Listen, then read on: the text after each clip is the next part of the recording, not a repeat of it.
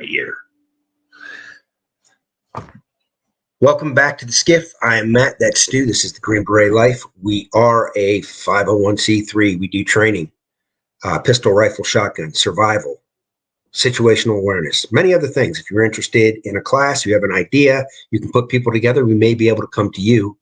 Check out our website, TheGreenBeretLife.com. And if you want to email us, you can email us at TheGreenBeretLife@gmail.com. If you have any questions on anything, not just training. If you're interested in the military, you want a question, you think it's a stupid question, there's no stupid questions, by the way. Educate yourself before you go in. We encourage people to go into the military. They need patriots now more than ever.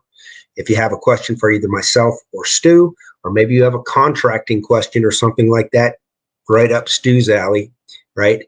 We'll get back to you. Sometimes it takes a little while, but we will get back to you. With that being said, we got a pretty busy show tonight. When I say we're a 501, I'm going to say one thing. When I say we're a 501c3, so we train everybody.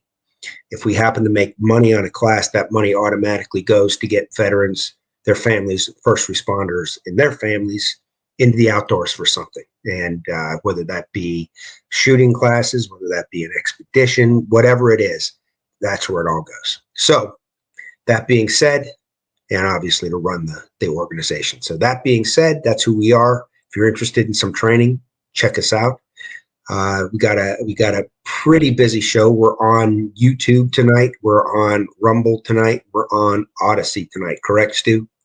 Yeah, we're on all three tonight. We've got everything back up and running and sorted out. 3 cylinders tonight. 3 cylinders full speed ahead. Yeah. What's that deal in the on the pickup trucks where they cut down the cylinders? What's that called? The AG. What is that? I don't know. Where they'll the 468 thing where they'll tear down cylinders depending on the power they need. We're gonna do that in a little bit. If you guys catch what I'm saying. So we're gonna off one of these, which is going to be YouTube.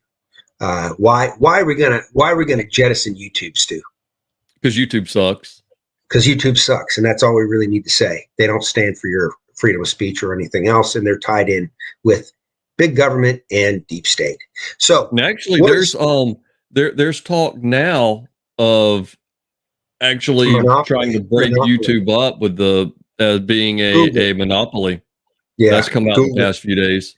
Yeah, they have, in fact, I believe a federal judge has already branded them a monopoly, and they're an absolute monopoly. And a lot of it has to do with advertising. It's going to tie into another story we got coming on tonight.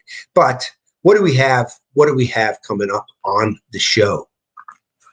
Well, we've I want to go back to your intro where you made the statement that there are no stupid questions, and that is true. On the other hand, we will quite possibly offer some stupid answers. So whatever you get from the two of us, please take with a grain of salt. But we will do our best to not steer you wrong. I think I was pretty honest when I said there were no stupid questions. I just left out the fact that you might get a stupid answer. But I just thought that part to myself. I was going to leave it off. Everybody listening now already knows that. So I mean, yeah. Come on. Most people listening have been here for a while, so they know there's some nonsense that comes across every now and then. But no, while we're on YouTube, we wanted to talk about we've already had the Democratic contender for the presidency appointed by the Democratic Party. She was not elected, she was not run, she was not voted on. She was basically appointed by the Democratic Party. For the party that stands for democracy, they basically said, we're going to tell you who you have to vote for. You have no choice in the matter. I was just going to tell you that, Steve, but what about democracy? What about that? Well, what about it? That's why are we going to protect our democracy? Are we a democracy or are we representative republic? Well, apparently the Democratic Party is neither. They're a monarchy. They're appointed. Well, that's exactly right. And I did watch on CNN where they brought an expert on who said we are not a representative republic. We are a democracy.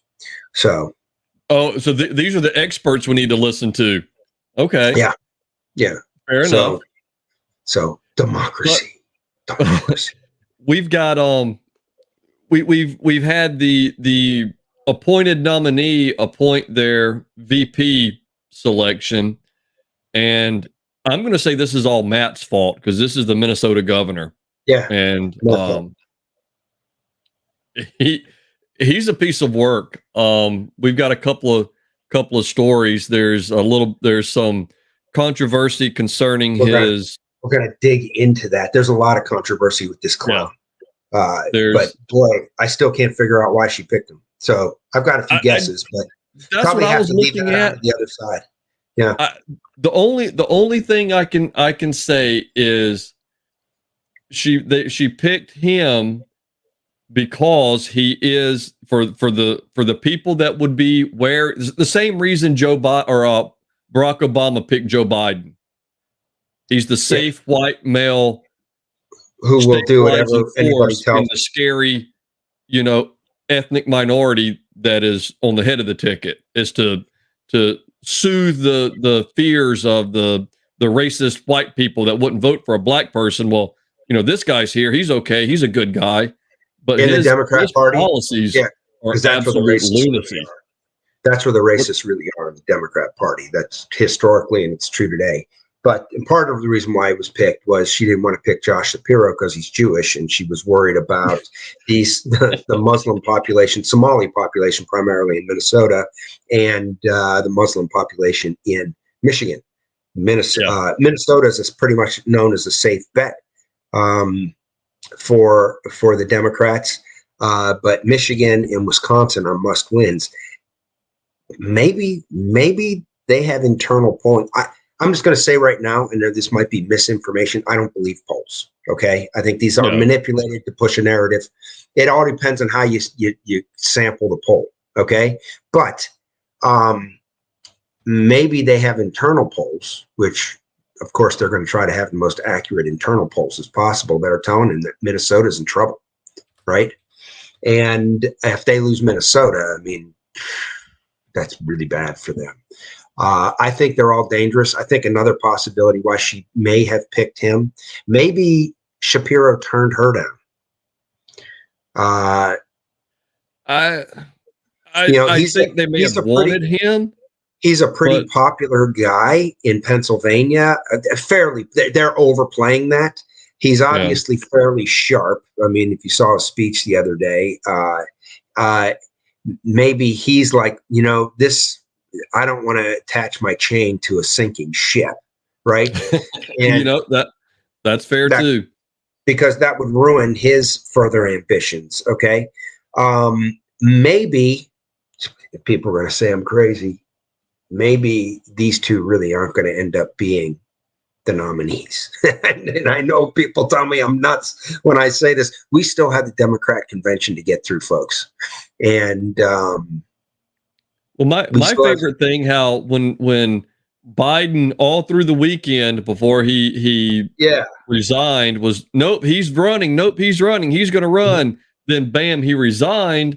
And Kamala's calling around all of these people talking about, I'm going to earn your votes. I'm going to earn your votes. And 24 to 48 hours later, she had them all. It's like, well, what did she do to earn them? And then I've seen all of these, you look on Reddit on $300 million. Yeah. Yeah, but you look on Reddit, which is a liberal freaking cesspool, but I do it for the laughs. They're like, oh well, people have come to know Kamala in the past week, and they really support her. That's why it's like she hasn't done anything. She hasn't if you go and look on her press once. She hasn't talked to the press once. Now, if you go and look on her campaign page, there are no policy statements. There's nothing. What do they stand for? They've not committed to anything. It's just Stu, you're not paying attention. You're not paying attention. Apparently not. Not paying attention.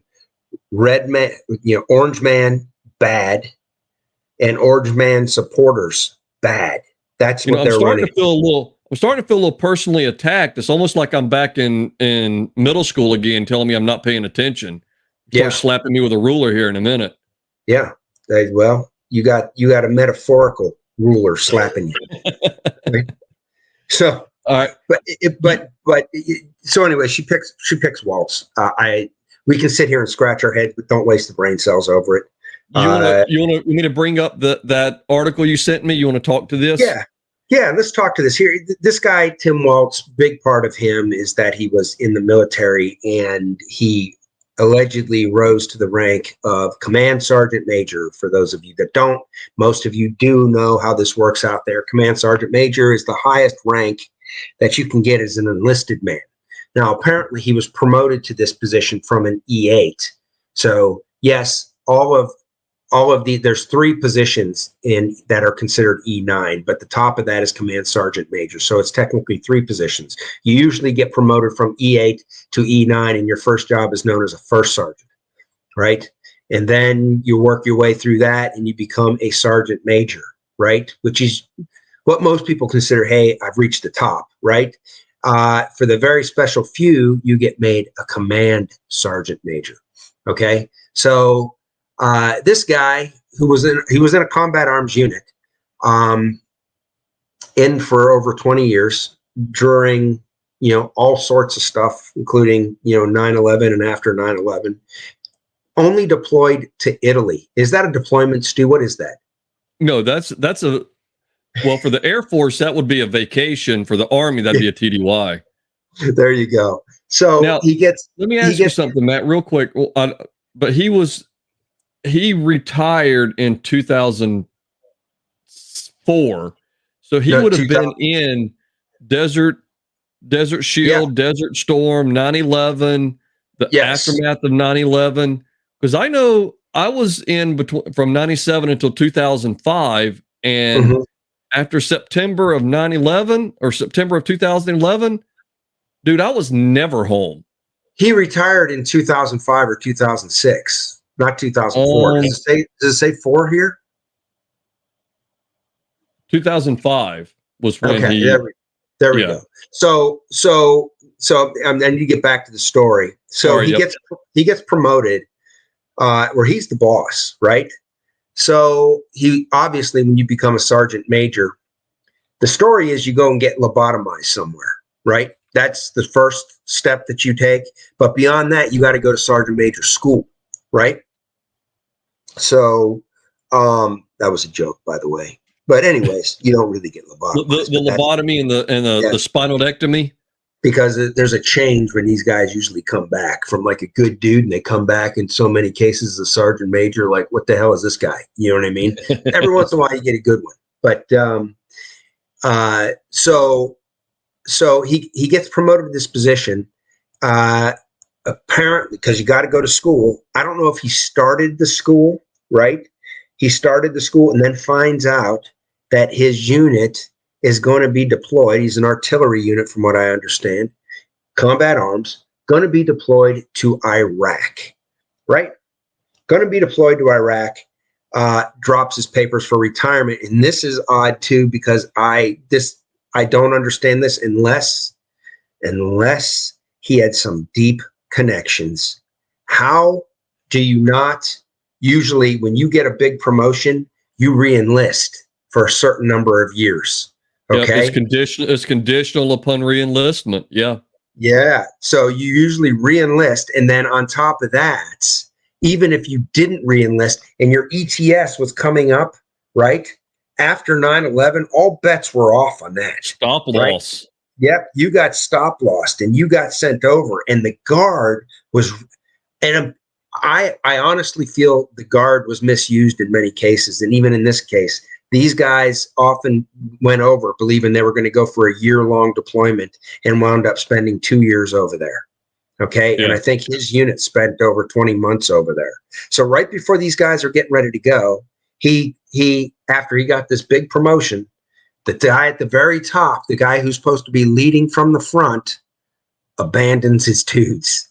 And somehow, and I don't know how he could have done this without having deep connections. Now, the National Guard, it does leave itself, from what I understand, I've never seen this personally, but apparently if you're connected within the state, right, sometimes special favors can be pulled, right? And he bails on his dudes, doesn't go to Iraq, because to me, I'm just gonna take where he's a coward, right? Worst case scenario. He's a freaking coward. And there's more to this guy's story that doesn't add up to me too. But abandons his guys. So somebody else had to step up and take that position and take his guys overseas. And Well, I didn't think about it until you mentioned it before, but the 2005, the stop loss and everything, you've got this guy that is like you said, he is the highest enlisted person on that, probably on that base. In that unit. And he's going to take whenever they're getting ready to deploy and just bail. But the issues coming in, or the issue is his official bio states that after 24 years in the National Guard, Command Sergeant Major, retired from Field Artillery Battalion in 2005. The Minnesota National Guard's public affairs officer confirmed that he did not retire. You're jumping ahead here, Steve, because there's more to this story. Okay, we got to talk about him getting elected to Congress. Okay, now even before that, you got to know this guy's background. He was a teacher for his day job, right? And here's what I didn't know until recently. I knew this guy was a turd because just being close to Minnesota, right? But are you saying Minnesota's full of turds? That's what I got out of that. Unfortunately, right now it is in the political landscape that's being destroyed. Yeah, by turds like this. Okay, and he allegedly has taken over 30 freaking trips to freaking China. Okay. Now apparently he honeymooned over there too, like right around the Tiananmen Square allegedly time frame. With his kind of like Bernie Sanders honeymooning over in Russia and falling in love with communism. Just like it. Now, a lot of this was he was taking students over there, right? He was taking students over there on like end of year field trips. But I read something was on the news last night that China was paying for a lot of these trips. Now, we've talked about the Confucius centers here and all of the fingers coming from China that are in our education system here, trying to manipulate everything. They own a huge chunk of our entertainment industry, Hollywood. That's why you always see China in a very good light in Hollywood films. And if you might remember that whole issue with John Cena congratulating Taiwan on something, and because he recognized Taiwan, he had to go and apologize publicly in Chinese in Mandarin to the Chinese for mentioning Taiwan, right? So this guy has some fascination with China, which is just he's busy calling Vance weird. This guy's freaking weird. Okay, just look anything Vance up on this a family and promoting family values and serving out deployments to Iraq. Like what your duty is when you sign up. You don't sign up just to every 2 weeks to go and play soldier. You sign up in the event your country needs you, that you're going to be there to step up and fight. Well, when the country needed him and he was supposed to step up and fight, he quit. And he quit on all his dudes. He quit on the country. He's a turd as far as I'm concerned. Okay. So, and all of the guys that served with him, they're coming out one after. And they did this when he ran for governor, but the people in the state of Minnesota don't give a shit. They don't give a shit. They just don't. The suburban women that vote for these left-wing politicians that are ruining Minnesota don't give a shit. But they're going to use it when they feel that now he's been nominated for the VP, and they're going to play on his military record. Well, he bragged about being the highest ranking enlisted person ever elected to Congress. And here's where Stu was getting at. Okay. The National Guard, because he didn't fulfill his commitment, knocked him back down to E8. Yep. E8. Okay. So this guy got some sweetheart promotion where he jumps 2 positions, right? And is a command sergeant major. And then when it comes time to deploy, he's able to weasel out of his deployment. More needs to come out about this, but this affects, you know, Stu and myself and anybody else who out there who served in a way that, especially people that deployed over the last 3 years. Yeah. You know, holy shit. We've got a couple of people that have commented on YouTube. We've got good Kofefi. He commented, "What a joke!" And absolutely, and that's true. And hey, Kofefi, please look in the description below. There's a link to the Rumble channel. We'll be moving over there later. We welcome you to move over with us. absolutely. And we're going to continue on with the rest of the articles and stories that we have. Hurricane 13 is back. He was here last week and joined us. Hurricane.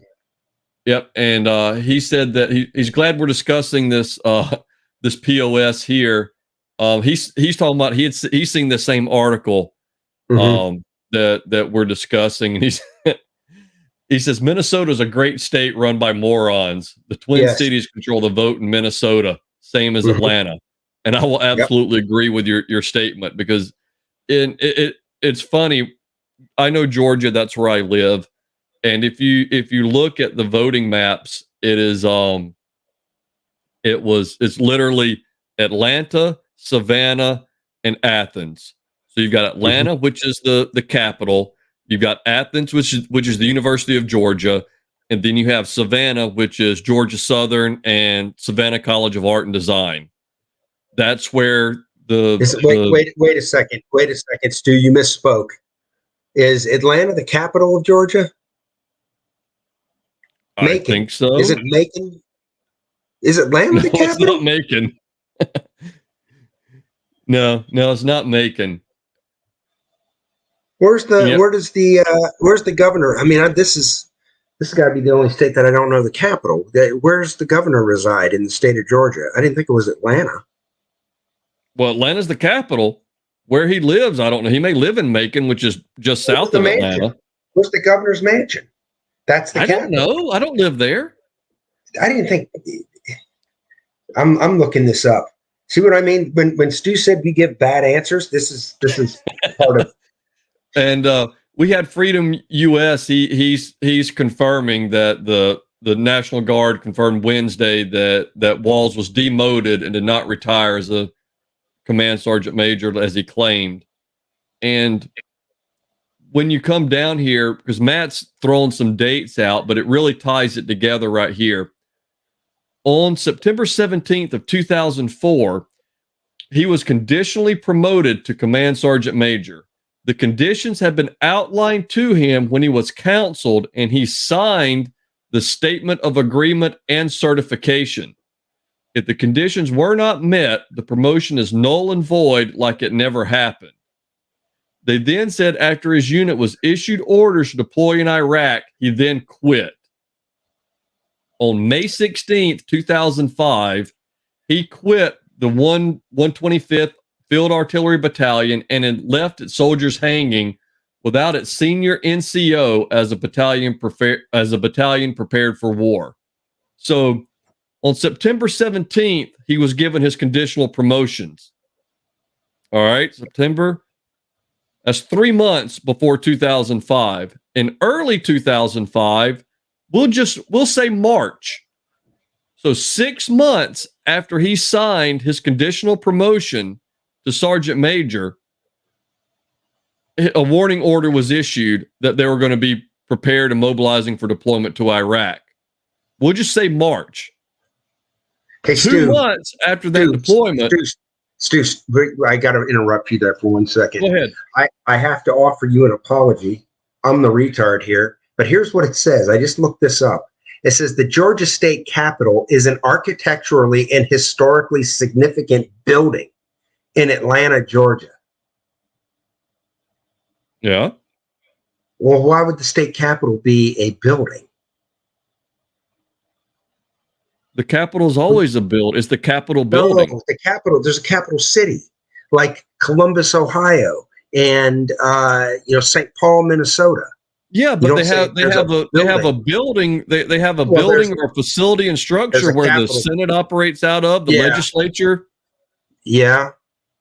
But I mean, Washington, D.C. is the capital of the United States. Do we say that the Capitol building is the whatever? That's just weird to say that. You just say, what's the capital? Atlanta, right?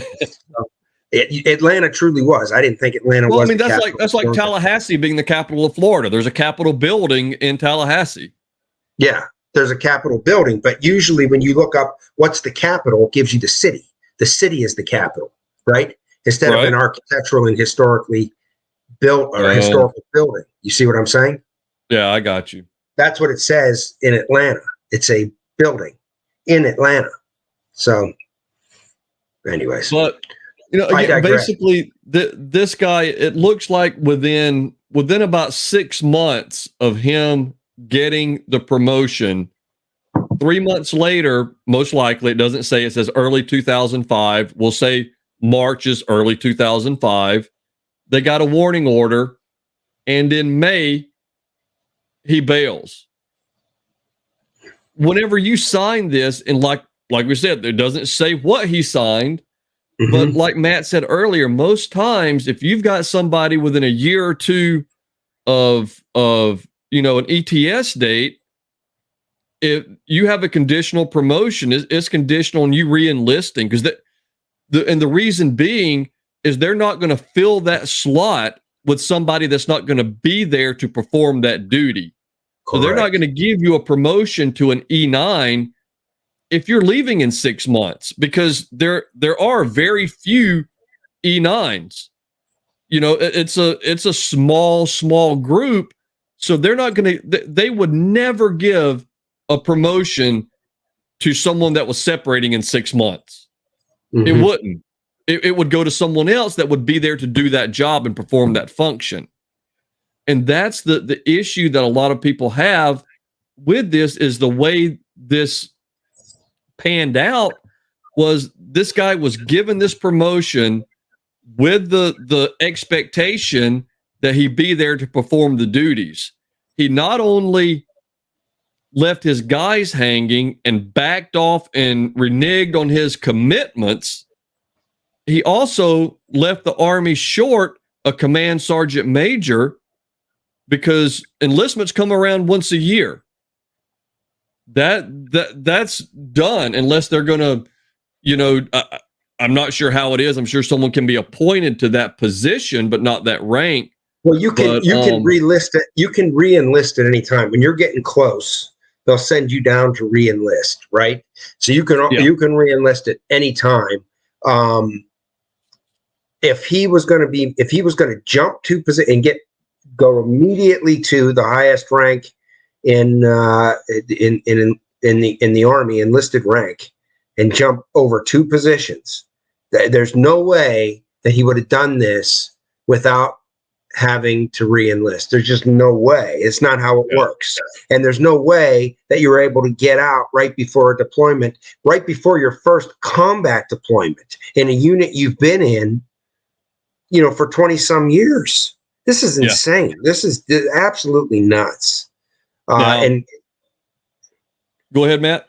When you'll hear the Democrats, when they're just gloating over him and how great he is, right? They're talking about how he's deployed. He deployed to Italy. He deployed to Italy. That's not a combat deployment. This is just nonsense. It's nonsense. The whole thing. He's a joke. There's so much that the people of Minnesota, I don't think, really knew. I knew this deal because I remember when this was going down, how he backed out. And I even said the other night, I hope this comes out when they announced it, because I was shocked as hell why she would pick this guy. But but in addition to this, Matt, while we were talking earlier before the show, when we were catching up, this is Walz's progressive policies as Minnesota governor. The one Minnesota budget built upon the left-leaning policies that Walz established in the state, including protecting abortion rights, gender-affirming care, investing in affordable housing, and instituting clean energy measures.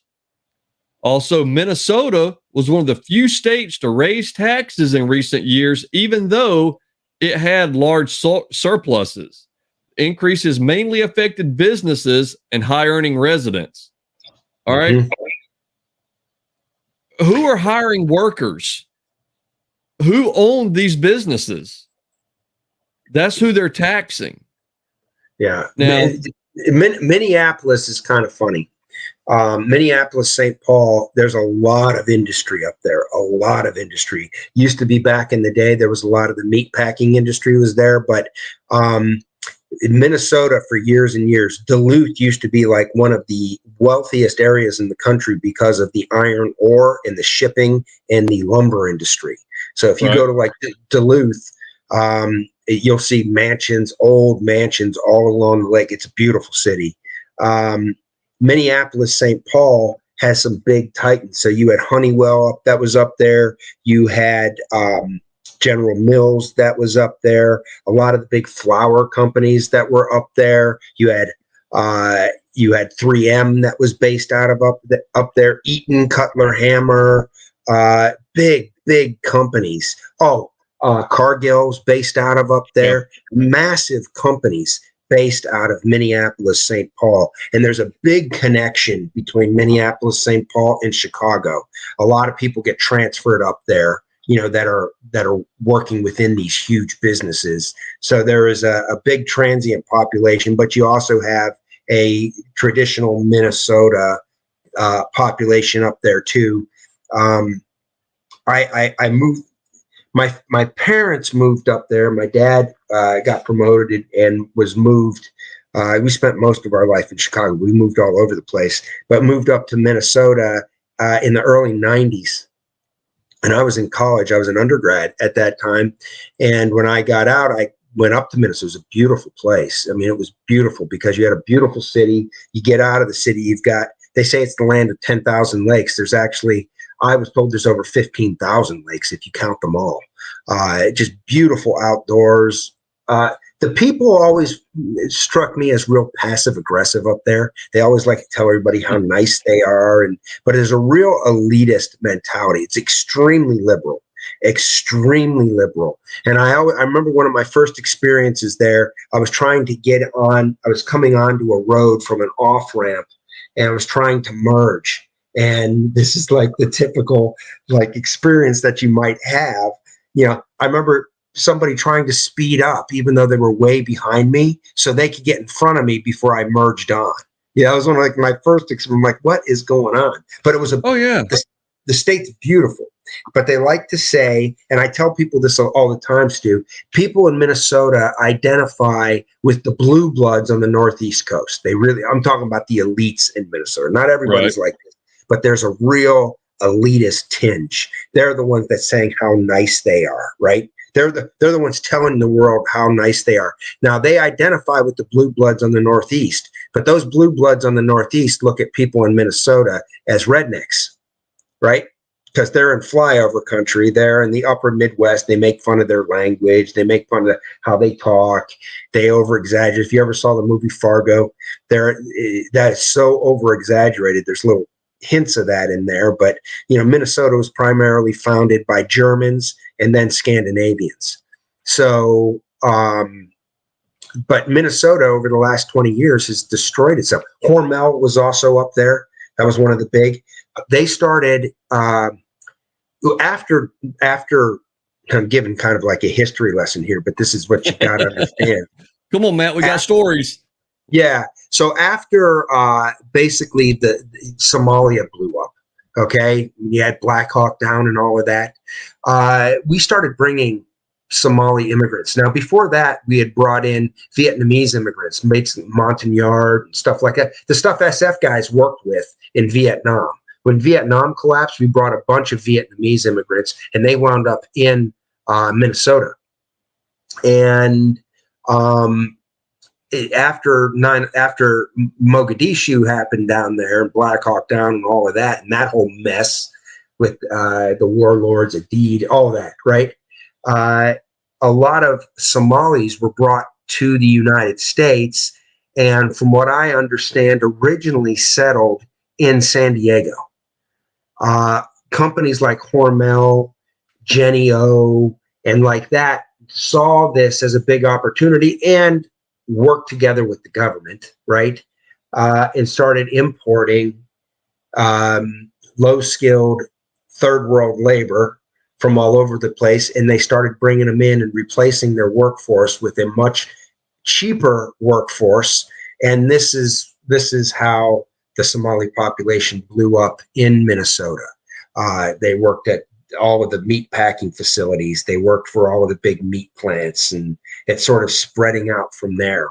It's done so much that the Somali community has such a foothold in the state of Minnesota that they've changed their flag. And if you look at the flag, I know Stu and I covered this before, the flag is the Somali flag. They changed the state of Minnesota and they created this new flag, but the new flag is 90% the Somali flag.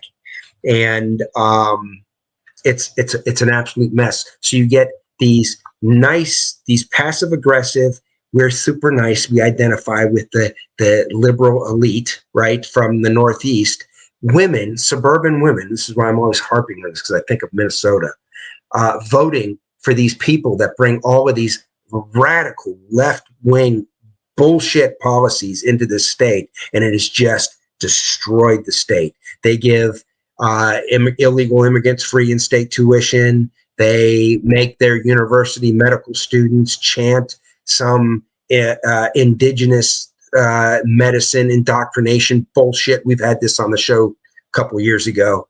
The policies up there are an absolute joke. The suburban woman, like Amy Klobuchar represents that to a T, is what gets all of these politicians elected. So this guy Walz is even though he's not from Minnesota, he's from Nebraska, is a symptom of all of that. So that's why you're getting tampons in the boys' bathrooms at school for as low as fourth grade, right?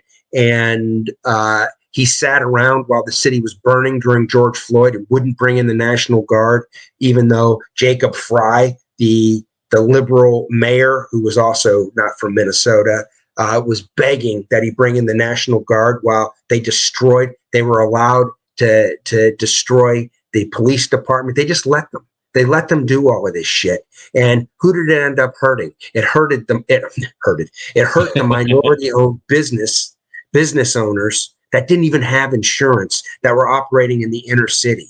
These places were burned, looted, trashed. People were killed. They just sat back, the leadership in Minnesota, and let them do it. And all you got to do is go and look at some of his comments and his wife's comments during the time, and that'll tell you everything you need to know about this clown. And when you find out more and more, the book is just starting to open, and we're going to find out more. This would be an absolute disaster if this guy got anywhere near the vice presidency, anywhere near. Yeah. So when we started, before we got our our history lesson on Minnesota, which again, it is absolutely bananas that people continue to vote for that. That's something that they support and see that as a good. That blows my mind. But some of the things that this guy has done. One of the things that I do want to say is, I talked about a big part of Minnesota has been flooded by third world immigrants, which isn't necessarily such a bad thing, provided that everybody assimilates to become American. But that's not what these people, they don't require, the people running the state of Minnesota do not require anybody to adhere to any type of assimilation. And you're losing the state. And that's what it is. They want the immigration without the assimilation. And you and I have said before, we've talked about, immigration, and we have no problem with people that want to come to the United States to make a better life for themselves and become an American. Exactly. But that it's almost frowned upon in the liberal circles it's not almost. It is frowned upon. It is criticized. It is demonized to be proud of your country. And that's the part that I absolutely If you're don't from the United understand. States. If you're from If the the United States Yeah. is so absolutely horrible, why are there people banging down the doors to come here if we're that bad? But Mhm. I wanted to get through this because we've been stuck on this guy for 40 minutes. We've not even made Yeah. it to a second story yet. Well, Stu, But I wrap wanted to, this up for crying out loud. I know I've just been ranting about Minnesota and whatnot. Diarrhea of the mouth. State capitals and whatnot. I know, just freaking fake news and that sort. But Yeah. this is what this guy, and this story is from CNN. And you know, if you look, these are all the authors from CNN that contributed to this story right here. Yeah. This is considered a good thing by CNN. Yeah. You know, child tax credit. All right, I'll give that one a wash. Not good, not bad. It is what it is. Free college tuition. Made college tuition free for students from Minnesota families who earn less than $80,000 a year. All right. Again, anytime the government says that there's something free, that means someone else is paying for it. So if you have a free student in there, then that means the person whose family makes $81,000 a year is paying more for their child to go to school. That's what free from the government means. That means somebody else is paying for it. Mm-hmm. Mm-hmm. In April 2003, he signed a law protecting people who travel to Minnesota for abortions and clinicians providing abortion care from criminal penalties from other states. Even if the child is born by mistake, it is placed on a table and allowed to die. I listened to all of this going on. People were talking about this tonight on the news. Yeah. That's allegedly allowed in Minnesota. This is unreal. Go ahead. We've got universal school meals. Take it or leave it. That one is what it is. Gender affirming care. Executive order signed that directed Minnesota agencies to do whatever they could to protect and support Minnesotans seeking gender affirming healthcare services. In the next month, he signed a trans refuge legislation that safeguarded access to such care and another law that banned conversion therapy, a discredited practice that aims to change someone's understanding of their gender identity or sexual orientation. That means you're going to say, hey, hold up. Yeah. I've got a question. With all the shit that is in schools, with all the books that they have in schools telling people, if you're not happy as a little boy, if you're not happy as a little girl, you just might be the other gender. How's that not gender conversion therapy? Here's how that's written. I'm a simple man. I ask simple questions. What they're trying to do is saying, oh, you can't say, hey, we're going to go and get you some help because you think you're a little girl when you're a little boy, and you can't do that. That's what they're talking about. But kids can be, this has become a place where kids can be taken and have their organs cut off and be given. Easy, Matt. We're still on YouTube. Yeah. Yeah. But no, my thing is, so the ban on conversion therapy only works in one direction. Mm-hmm. If you want to discourage someone from transitioning, well, we're banning that. That's conversion therapy. But if you want to encourage someone, how is that not also conversion therapy? But it's good thing that talk that you and I had years and years ago, where I talked you off the ledge, that didn't occur in the state of Minnesota, or I'd be in big trouble. You would be. Affordable housing investments. More than half of the $1 billion spending package is used to expand the supply of affordable housing, according to the National Low Income Housing Coalition. Well, let me just jump in here again real quick. Yep. In the state of Minnesota, they have something that's very unique. It's called the Metropolitan Council. The Metropolitan Council is a group of unelected radicals appointed by the governor. And this Metropolitan Council will do things like say, hey, town, you're going to take X number of, they call them working families. These are low income welfare is what it is, Section 8. Right. And if the city says no, they're going to say, screw you, then you don't get, we're going to control the water and we won't allow you to build any new houses or any new businesses within your city. That's how the Metropolitan Council works. Wow. When they wanted to put light rail in, they went and bought the cars before anything was ever approved by the state legislature. That's what the Metropolitan Council does. And it is controlled by the radical governor. This state is such a disaster in so many freaking ways. It's not even funny. Let's go ahead. And we've got his clean energy policy, a cutting edge clean energy policy signed into law that aims to make 100% of Minnesota's electricity clean by 2040. Yeah, the law compels utilities that provide electricity in Minnesota to switch from polluting sources of energy such as coal and natural gas. And natural gas is the cleanest form of energy we have, but go ahead. Well, yeah, but tell me which one's missing. Clean sources such as wind, solar, battery, hydropower, and hydrogen. Which one do you see missing there? Nuclear, because in the state of Minnesota, nuclear ain't clean. Yeah. No.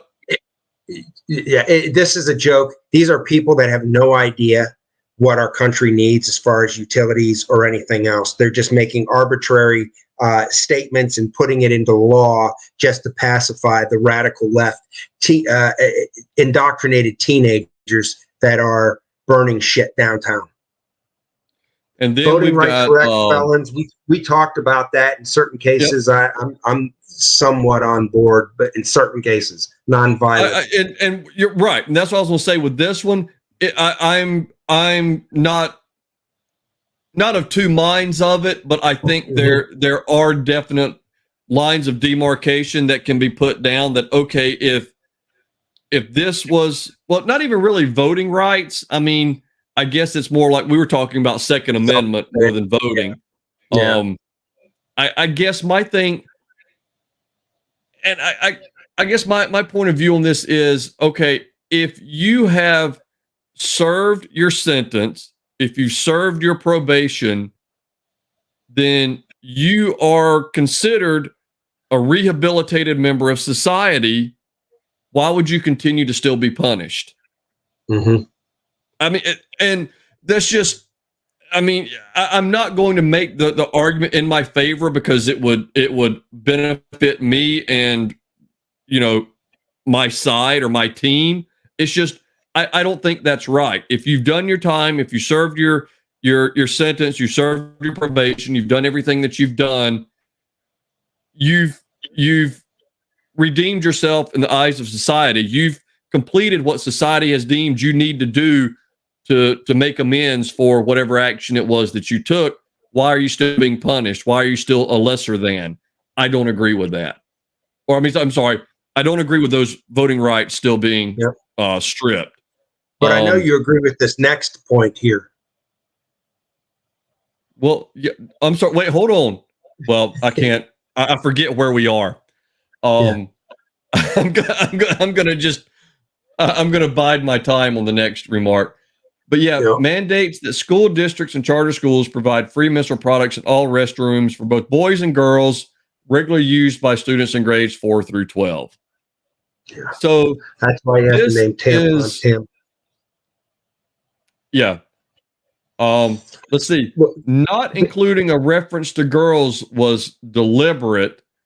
In a State House committee hearing last year, the bill sponsor said, not all students who menstruate are female. We need to make sure all students have access to these products. This woman is on video. You ought to get a load of her, and you'll know. I kill enough brain cells on my own. I don't need assistance. Here's something else this guy did during COVID, and he locked this state down. During COVID, he also shut down gun stores and stuff like where you couldn't, what was his deal? You couldn't get your CCW.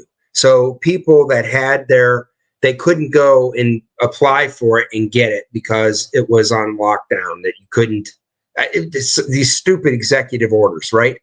But what he also did is he set up a snitch line, right? Where if you saw your neighbor not abiding to the to the COVID's standards set forth by the supreme leaders, right? You could call in and snitch on them and get them in trouble. So this guy's a clown all the way around. Do we have any comments before we leave this, Stu?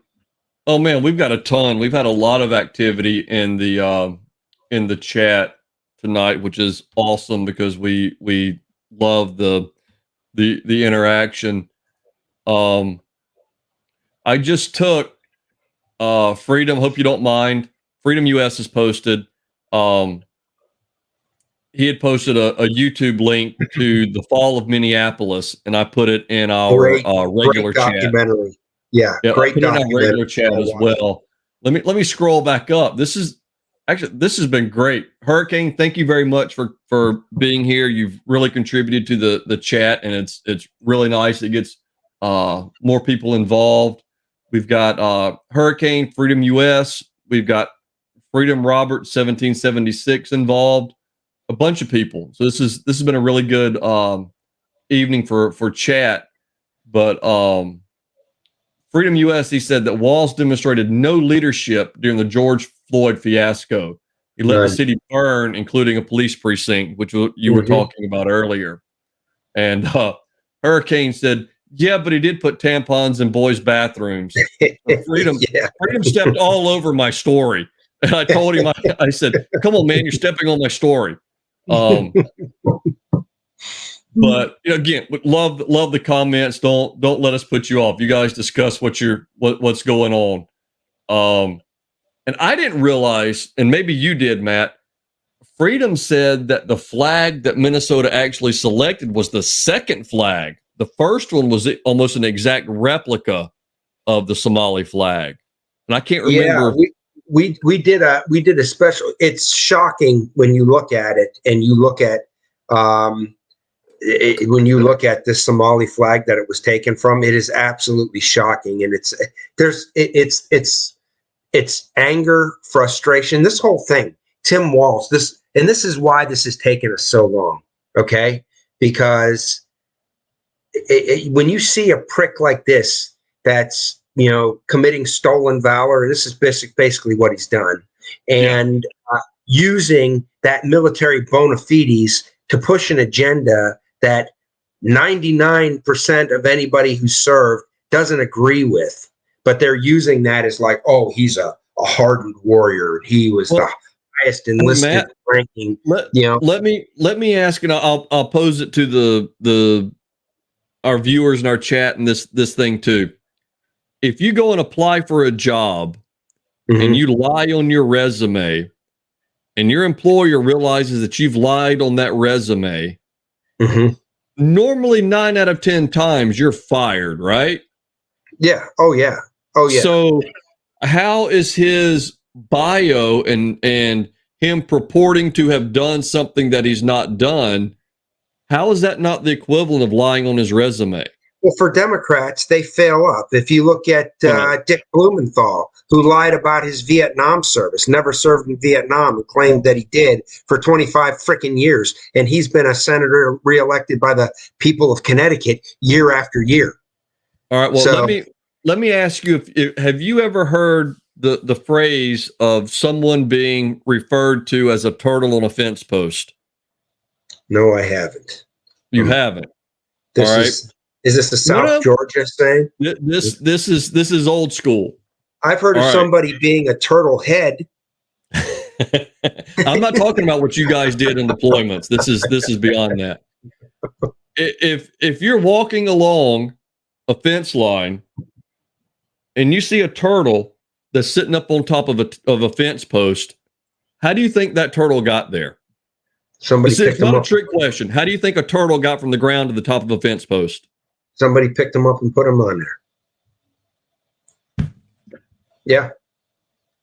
That's what we have right here with all of these people. They have not earned anything on their own merits. They have been selected and put in positions. They are turtles on a fence post. They're turtle heads on a fence post.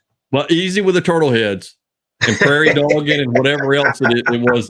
Docking. I don't know what you guys were into over there. Says the dude from the Air Force. Yeah, man, we've had a ton of this might be our story for the night, Matt. We're at 54. Yeah, I think it is. But we've had a ton of them, and a lot of it is literally the same thing. Just Robert Freedom Robert 1776 is like basically Walz and Omar. Their character is proof of being as un-American as possible is good for your career as a Democrat. Mm-hmm, absolutely. And that's true. It is their lack of, you can be a patriot and you can believe in your country and you can have pride in where you're from and still acknowledge that there are faults and that there are flaws and there are things that need to be corrected. Mm-hmm. But it's the left wants to act. They want patriot. They want that to be they want to be. I don't want to say slur. They want that to be just a. No, they do. They want it to be a slur, like MAGA. They want it. Yeah. They want it to be something to shut you. You're a. I can't even find the words for it because it's so frustrating. It's Marxism. It's Saul Alinsky. It's all of it. This is what they need to do is leverage somebody against somebody else. You can't have Americans all united as Americans. That's why you got to tear America down, and then you've got to convince some crew that they're in bad shape because of this other crew over here, and you need to hate these people. And that's what the Democrat Party has become. It wasn't, I don't think it was always that way, but it has become that way over the last 30, 40 years. And it really has. And like you said, it's the pitting of one group over another. Because this guy has more money than you, that's why you can't have it because he has it. You can't have a big house because he has a big house. You can't have a job because that guy of a different color has that job. You will never be able to make anything of yourself because the cards have been stacked against you from the day you were born because of the color of your skin, which is not true in this country, but they want you to believe it's true. Be a perpetual victim. We will come in and provide everything for you. You just vote for us and keep us in power, and we'll take care of you. Yep, it is. That's indentured servitude. Freedom US had posted up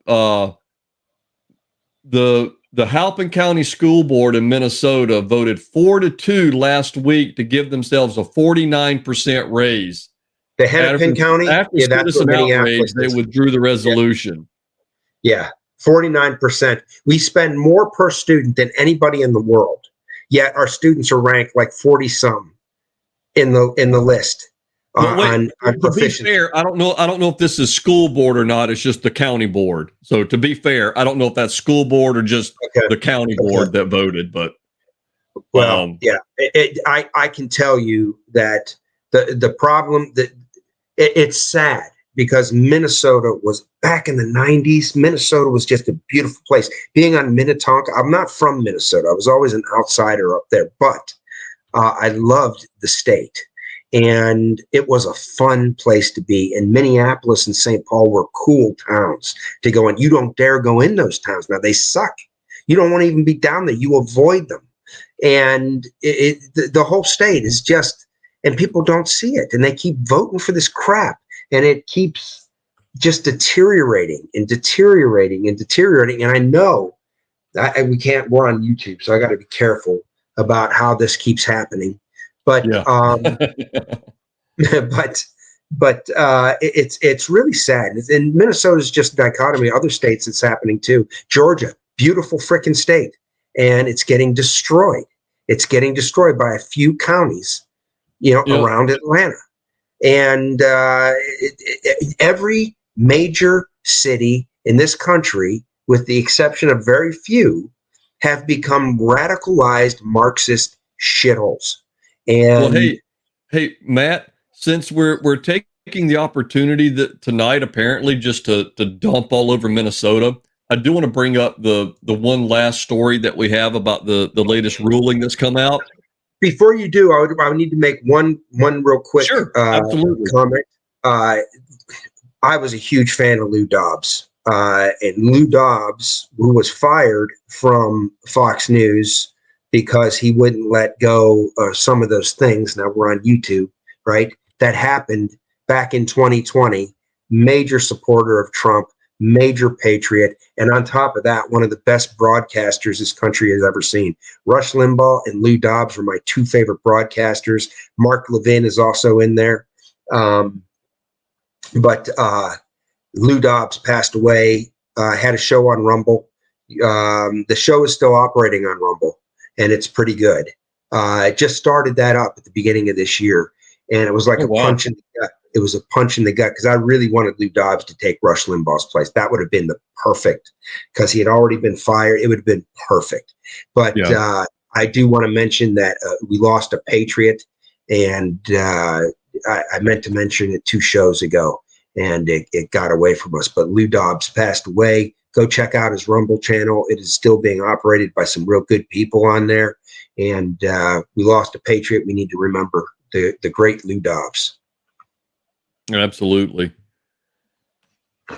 Oh man, it's hard because I don't like when Rush Limbaugh passed away, and I thought about this for several months before he passed away, because he was not really open with what he was going through, but he was kind of at least giving information, and I had thought about it, like there's not really been anyone groomed to take his place, and he was he was an icon for decades.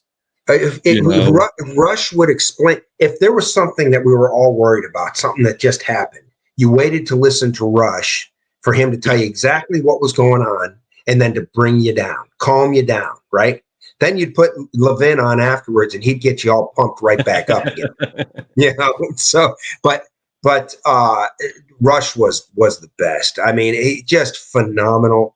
And you look to him for his wisdom. He's extremely intelligent, had his finger on the pulse of things that were going on, uncanny ability to do that, and a huge loss. And Lou Dobbs, another one of those losses like that. And we still got some good ones out there. I know Michael Savage is excellent. He was run off the air, right? But I like Mark Levin. Neil Borch, who retired down from it. He was from down in Atlanta, was excellent. But Hannity, I've been very, very disappointed. I think Hannity's completely gone down the shitter, especially since after Rush. I think he's he's more concerned with himself. But I miss Rush, man, a lot. That was a kick to the gut.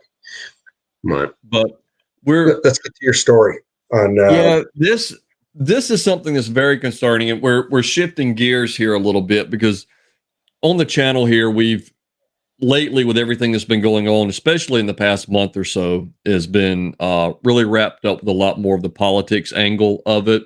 But we really try and bring news and stuff in the Second Amendment category, military, like Matt was saying, and we'll find stuff military wise.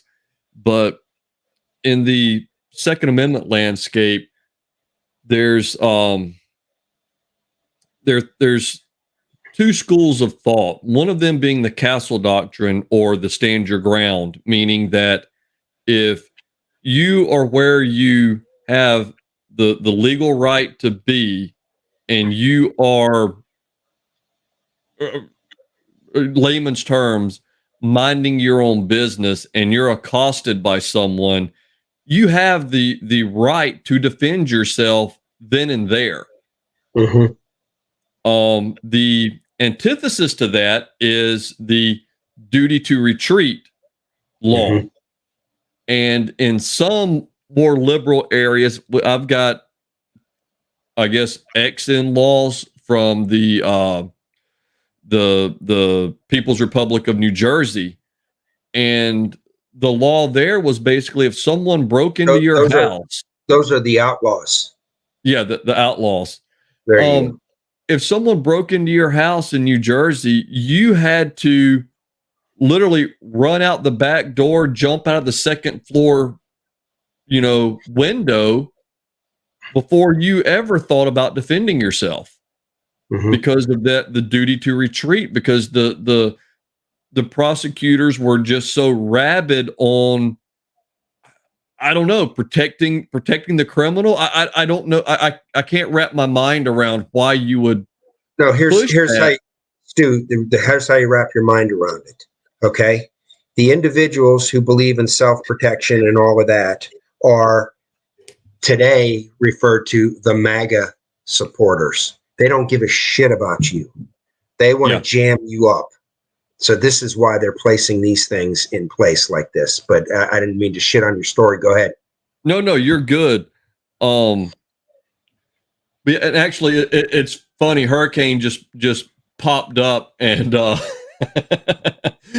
Freedom had another line. Hurricane's a fan of Bongino, which Matt and I both are as well. Yes. Excellent. And I forgot about this, but he's absolutely right. It absolutely made liberals' heads explode when Trump gave Rush the Medal of Freedom. Oh, absolutely. Which was awesome. I watched that. That was an amazing event. That was awesome. And Freedom Robert 1776 is kind of making me rethink this duty to retreat thing. He might be kind of talking me into it. Okay. In what way? Well, his definition, and again, we're everything's up for debate as to what the definition is, right? I mean, we can change definitions of anything. His definition of the duty to retreat is a concealed fighting position with a belt-fed weapon. There you go. Yeah. I mean, a concealed position with a belt-fed crew-served weapon. Yeah. Oh my goodness. Well, it used to be this way in Minnesota. You had a duty retreat. I remember when I took my first CCW class up there before I was ever even in the Army, right?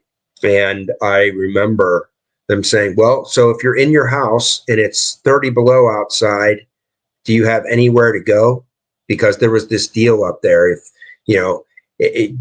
you couldn't. You had nowhere to retreat to because that could be deadly as well, the cold. Right. I remember them using examples like that in that class. But what they're doing in Minnesota, Well, wait, I got a question for you, because I'm in South Georgia, so there's a difference in temperature. So you're telling me that in the state of Minnesota, the ambient temperature outdoors drove your ability to defend yourself or run away? No, depending on the weather. No, he was using it as an example in the class. I know, so I'm being facetious. Okay. I'm being facetious. Well, but that was, I remember back in the day when it used to be super hard. You couldn't get a CCW in Minnesota unless you were connected in some way, shape, or form, right? Or you just became the biggest pain in the ass and just happened to get a local police chief on a good day, right? They used to have a conservative legislature, with the Democrat governor, but now the left has got the House, they've got the Senate, and they've got the governorship in the state of Minnesota. And things have just gotten worse and worse and worse in Minnesota. And they still keep electing these people. And they're going to chip away at the Second Amendment and keep chipping away and chipping. And this is just one more example of a way they're going to try to jam up the patriot just simply out there trying to defend himself. And this is what they do in all these states. It's what they do in they don't give a shit about you. Austin, Texas, a guy has an AK pointed at him as he's driving, a military man working a side gig, has an AK pointed at him as he's dropping an Uber customer off, pulls out his revolver and it stops the deadly threat. Pointing an AK at somebody, it was a loaded AK too. Pointing a loaded AK at somebody is a deadly threat. You're at that guy's mercy 100%. And that guy was sent to jail for murder in Austin. The Constitution doesn't apply because who has control of Austin, Texas? The left does. So they can talk about the Constitution and this and that and the freedoms. Their freedoms are abortion, right? And free health care. Those are the freedoms they're talking about, not the freedoms in our Constitution that were given to you by God. Period. Let me bring up any of that. Let me bring up the actual story here, because there are a couple of excerpts from it that are disturbing, to say the least. Mm-hmm. But yeah, Minnesota Supreme Court in self-defense ruling: retreat before brandishing a weapon. Mm-hmm. Not discharging, not using. But you have to brandish in order to discharge. Right. So and that's the point here. You can't even. Mm-hmm. The court decided the principle also applies to people who merely use the threat of force, meaning one cannot pull a weapon in self-defense if there are other means to escape, even if the person is threatening them with death or bodily harm. Well, and if you're going to ask, the natural question would be, what are the legitimate means of escape? Well, don't even ask that, because that's going to be determined by the leftist prosecutor that's trying to throw you in jail for the rest of your life. That's going to be determined, because again, you have, and seconds is probably generous in the timeline. You have an instant to make a decision as to if this person is threatening to end your life. You don't have time to call. You can't call a timeout and go check and see if this door is unlocked, see if this window opens, see what's down this hallway. You don't have that luxury of determining that. And that's the issue here. Is there is the infinite Monday morning quarterbacking of a split-second decision that you have to make when you believe your life can be ended by another individual. And again, this is all assuming you're in the right. That all of this is assuming. Here's what started all of this right below it that you don't have highlighted. And it wasn't even started with a firearm. It was started with a guy with a machete on one of these forsaken light rail bullshit trains. Yep. That the only people who ride light rail are the people who ride it for free. They said if in order for that thing to break even, a few years ago, somebody said allegedly it would be $46 a passenger per ride in order for that thing to break even. That's how much money they spent. It is such a boondoggle. But that's a liberal holy grail, getting mass transit and a light rail that ran on electricity. What a pain in the ass that thing has been. And it is filled with crime. A few years ago, they got caught suppressing the crime that actually occurred on these damn light rail. Nobody rides it because of it, and it's a disaster. But this is what started. It started with the machete. Well, and it is. And Grant, I think what the Supreme Court did is they took the opportunity of a bad case to make an even worse ruling. Mm-hmm. Because right here in June, we got everything. In June of 2021, Belvin started arguing with a woman at the light rail platform when another man threatened him with a knife. That's when Blevins took out his machete and the man and woman backed away. He continued to yell and swing the machete at them for a minute, court documents say.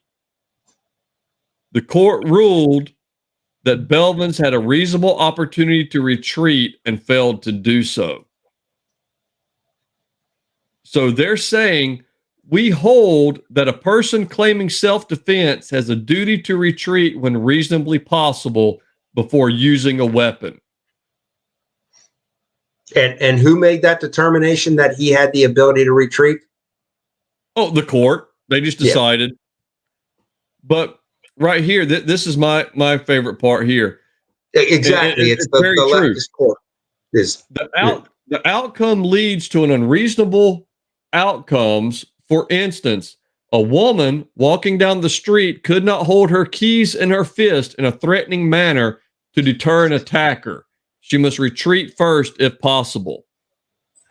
And that's the thing whenever it gets to these rulings like this that are just arbitrary of you can't brandish a weapon. Well, in this instance, her keys held in her hand, extending out, past her knuckles, that's a weapon. She can't brandish that. She can go to jail for that. And granted, that probably won't happen. That's on the outlier, but it's just the absolute lack of common sense that goes into making it's feelings and not facts.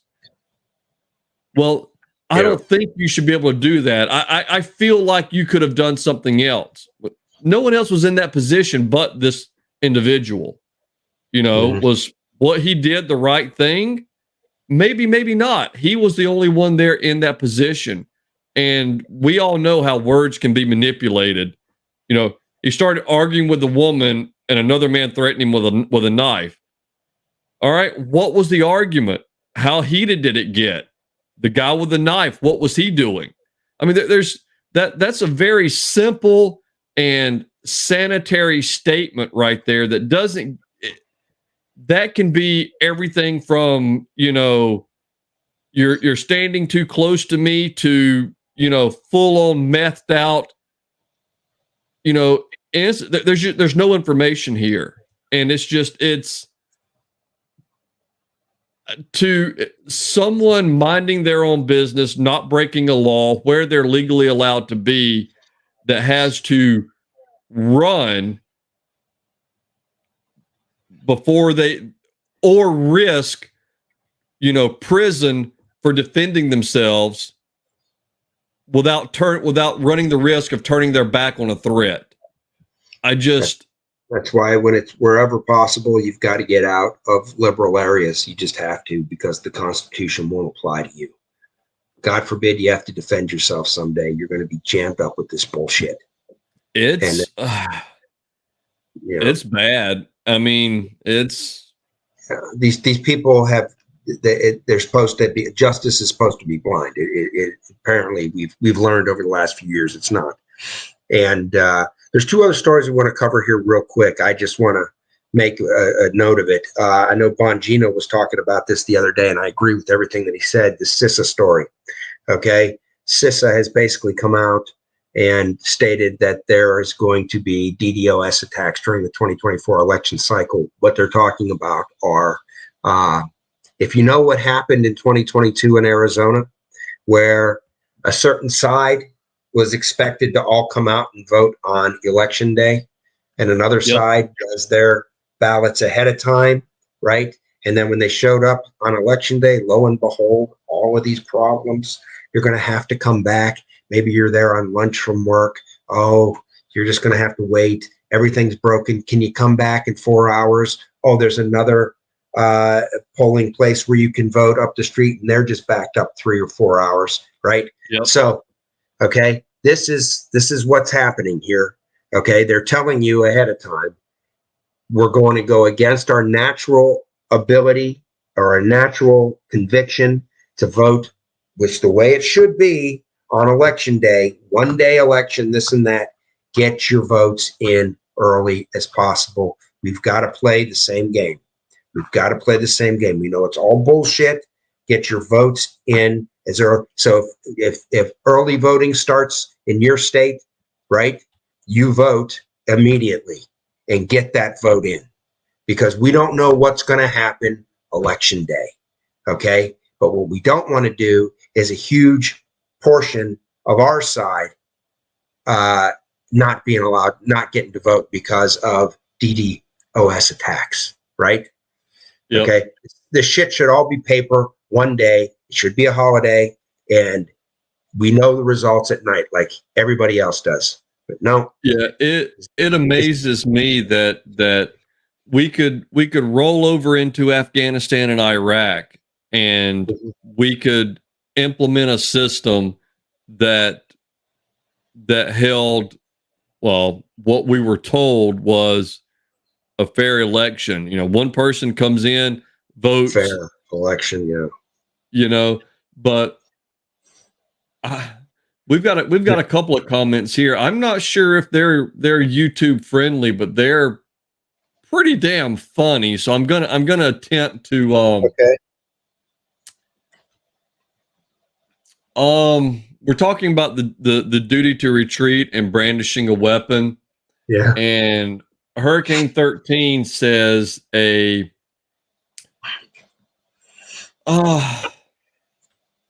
woman for an affinity with the like person with an implement that they could both enjoy could be considered brandishing a weapon. A friendly weapon? I guess that depends on the intent. And Freedom Robert, and he says, unless you're Antifa, then your Molotov isn't a weapon. It's a mostly peaceful equality sparkler. There it is. That's good. Mostly peaceful. It's a mostly peaceful. It's a fiery but mostly peaceful protest. It's the new Zima. It's the new Zima, guys. Come on. Hey, Matt, you know for a fact you had Zima with Jolly Ranchers in the bottom of it. Dude, I already used that joke on you. You can't take a joke I used on you and bring it back and on me. It's not fair that you expect me to remember things, though, because you know I don't. You remember the good times you had with Zima back in the day. So, I'm not going to say I didn't. So, right, well, the other story we want to cover real quick. Here's on this one, real quick. As soon as it's legally open to vote in your state, bring your friends and family down there to vote the right way on as early as you possibly can, because we know what's probably going to happen. Okay. So another thing I wanted to cover, Stu and I have been talking about this purchase of Vista for multiple shows now.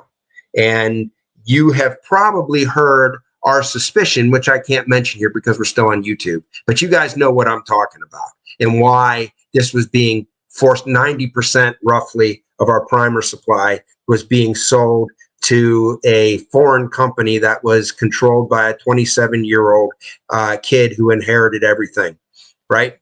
That happens to be into a bigger industry that is based out of the East Coast around our capital, right? And you know what we're talking about here. So this is all bullshit. And it's the more and more that comes out on this story, the more and more it lends credence to our suspicion from the very, very beginning. So another company that was based out of America, out of Texas, and was headed by a former board member of Vista, put in an offer that was much better than the offer that they were getting from this foreign country offer, right? And they went back and they turned down the initial offer, and then they got the foreign suitor to raise their offer a little bit, right? So the third MCN comes back, who is the group out of Texas, and makes another offer for all of Vista again that is better, and they turned them down the second time. But board members that are on Vista Outdoors are not having it. They're not having it. And in September, coming September 13th, you see that up there, Vista is pushing back because they got approval from the government already. That's surprising. I was surprised this made it through the House. But anyways, they're going to push this meeting back because we have some Patriot board members that know what or have an idea of what's going on here and are like, why are we not taking the best offer from the American company and keeping this company in America? And just so you know, Vista Outdoors is a bunch of firearm related brands, okay, or outdoor related brands. But within all of this is Federal, CCI, Spear, and Remington, including also all the powder companies, like I believe Hodgdon and all of that is all in on this. So everything you need to make the things to go in the pew pew. Mm-hmm. The freedom seeds, right? Freedom seeds. So this is massive, and the biggest up until recently, the only three primer producers in the United States were CCI, Federal, and Remington. Okay. So what do you need to make those things work is that So shipping 90% of our production here. We now have companies. Palmetto State Armory is now making their own primers. I believe SIG is making some of their own private primers, but I'm not 100% sure down in Arkansas at the new facility they built. But beyond that, I think that's it. And this can't happen. So apparently we've got some Patriot board members in there, and people need to start asking questions. Maybe Vista needs to get some questions asked of them. Hey, why is this going down if the better deal is coming from MCN? I don't know. Yeah. We're going to see what happens here, but I think there's hijinks to high heaven with this, as there is. Yes. Hijinks and shenanigans. That's exactly right. As there is with everything else we've discussed tonight. Everything else we've discussed tonight. Do you have anything more you want to add to that story, Stu? Because you found this one. No, not that. I found it and I knew to send it to you because that's this one's your thing here. Mm-hmm. This is another one of these things that's just we can't let this go. We can't let it go. Yeah. So and there's some other stories we want to talk about tonight, but we're not going to get to them. We'll get to those next week.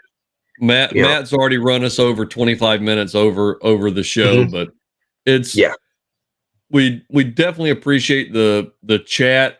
Those of you participating, it's been it's been a freaking experience. There's things in the chat that won't make it since we're still on YouTube, so they'll be enjoyed by those over on Rumble.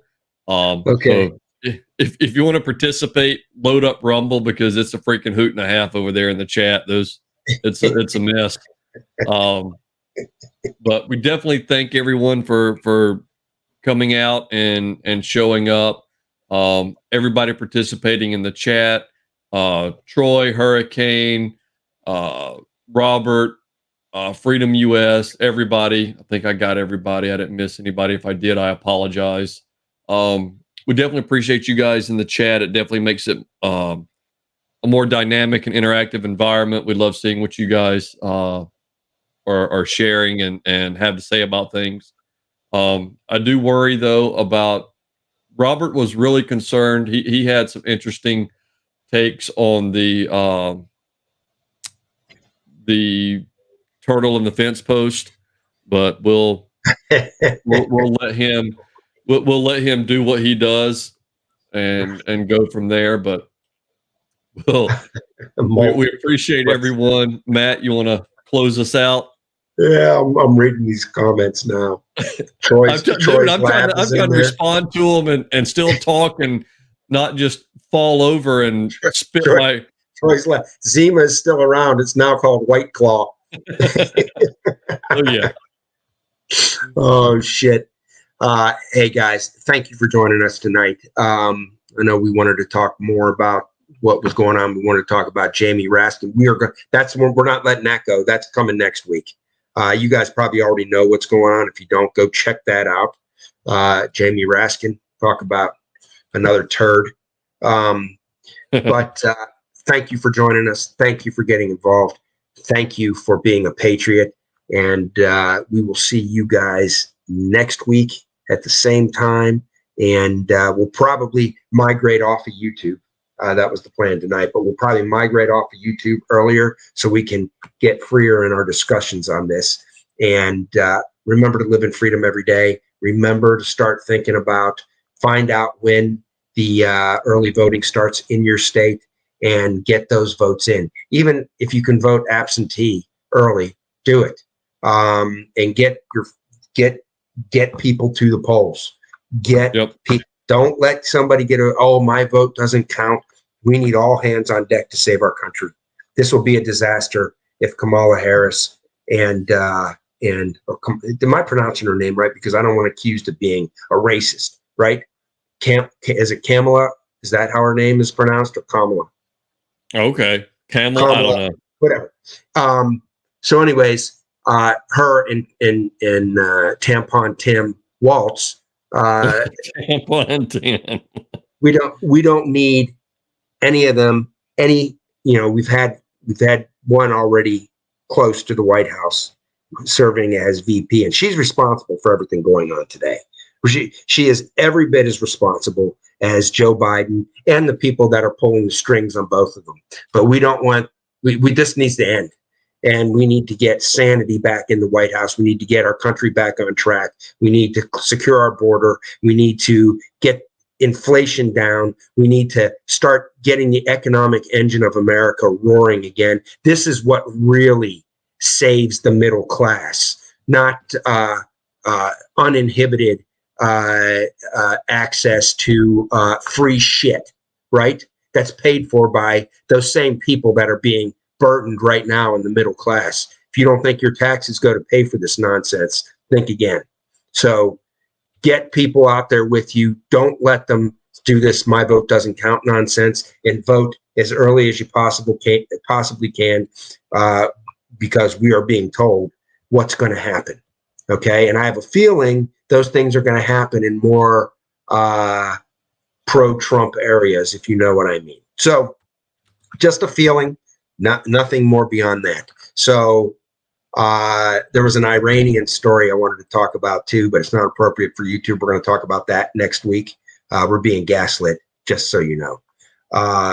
And live in freedom every day, guys. Thanks one more time, and we'll see you next week.